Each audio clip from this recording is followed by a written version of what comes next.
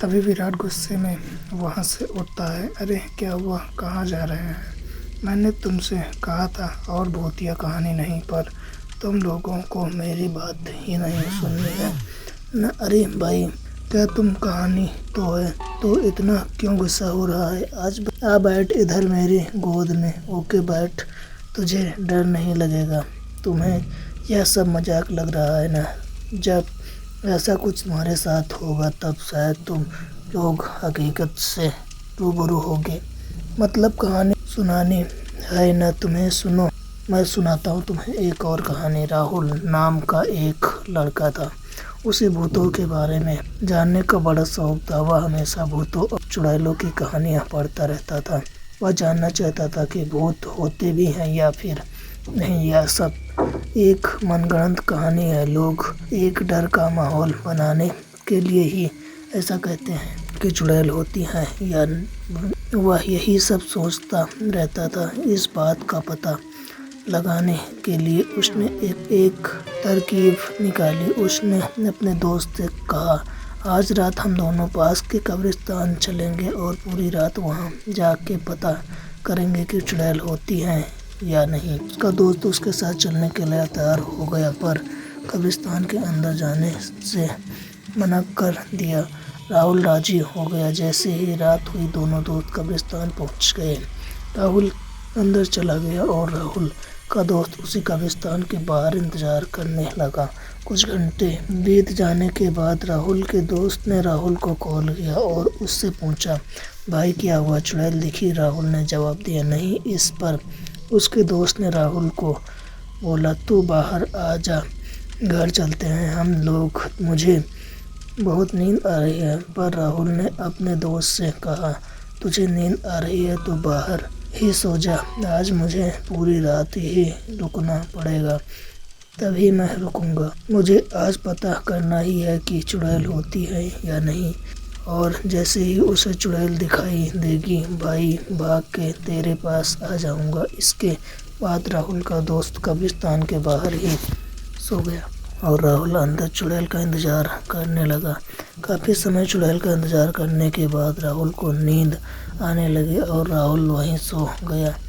अभी राहुल की नींद लगी ही थी कि उसे वहाँ पर फावड़े से जमीन खोदने की आवाज़ आने लगी। राहुल उठकर बैठ गया और उसने देखा कि एक सफ़ेद साड़ी पहनी हुई औरत फावड़े से एक कब्र खोद रही है। राहुल ध्यान से देखने लगा कि आखिरकार यह औरत कब्र क्यों खोद रही है। थोड़ी देर में उस औरत ने कब्र से एक लाश को बाहर निकाला और जंगली जानवरों की तरफ आवाज़ करके उस लाश को नोच नोच के खाने लगी। इतना भयानक मंजर देखकर राहुल के हाथ पैर कांपने लगे। डर से पसीने पसीने हुआ। राहुल चुपचाप झाड़ में छुपा रहा और हनुमान चालीसा पढ़ता रहा। वह भगवान से बस मांगता रहा कि नहीं भगवान, आज बचा ले, आज के बाद कभी भी कब्रिस्तान में नहीं आऊँगा। काफ़ी देर तक चुड़ैल ने उस मुर्दे को खाया और फिर बचे हुए आधे मुर्दे के शरीर को कल खाने के लिए उसे वापस कब्रिस्तान में गाड़ने लगी। तभी राहुल के साथ एक हादसा हो गया। राहुल के दोस्त ने राहुल का हालचाल पूछने के लिए राहुल को कॉल लगाया। कॉल की आवाज़ सुनते ही उस चुड़ैल ने राहुल की तरफ देखा। झाड़ियों से छुपे होने के कारण राहुल ने सोचा चुड़ैल उसे देख नहीं पाएगी, पर ऐसा नहीं था। पलक झपकाते ही वह चुड़ैल राहुल के सामने खड़ी। चुड़ैल को अपने नज़दीक देखकर राहुल का शरीर ठंडा पड़ गया और वो वहीं पर जम गया। चुड़ैल आराम से राहुल का हाथ पकड़कर उसे अपने साथ ले जाने लगी। राहुल बिना किसी विरोध के उसके साथ जाने लगा। चुड़ैल आधी खाई हुई लाश के कब्र के पास पहुंची और उस मुर्दे की लाश को बाहर फेंक दिया और राहुल को उसे कब्र के अंदर सुलाने लगी। तभी वापस से राहुल को कॉल आया। मोबाइल के रिंगटोन सुन के राहुल को होश आ गया और वह चिल्लाते हुए वहाँ से भागने लगा, बचाओ बचाओ मुझे। राहुल जिधर भी भागता चुड़ैल उसके सामने खड़ी हुई मिलती। अब राहुल को उसकी मौत सामने नजर आ रही थी। राहुल चिल्लाते हुए अपने दोस्त की तरफ भागा। विराट विराट बचाओ। तभी राहुल की आवाज़ सुन के उसका दोस्त कब्रिस्तान के अंदर आ गया और राहुल को देखा तो वह पागलों की तरह इधर उधर भाग रहा था। उसने राहुल को एक जोर से तमाचा मारा और उसे पूछा चिल्लाते हुए, ऐसे क्यों भाग रहे हो?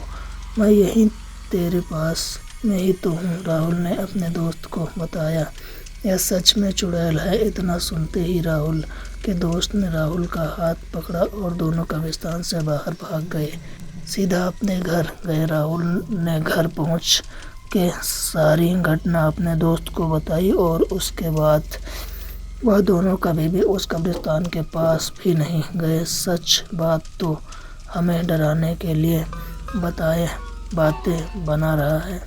मैं कुछ बातें नहीं बना रहा, यह कहानी सच है, क्योंकि वह जो राहुल का दोस्त था वो और कोई नहीं, मैं ही हूँ। दोस्तों, स्टोरी अच्छी लगे तो मेरे चैनल को सब्सक्राइब करें।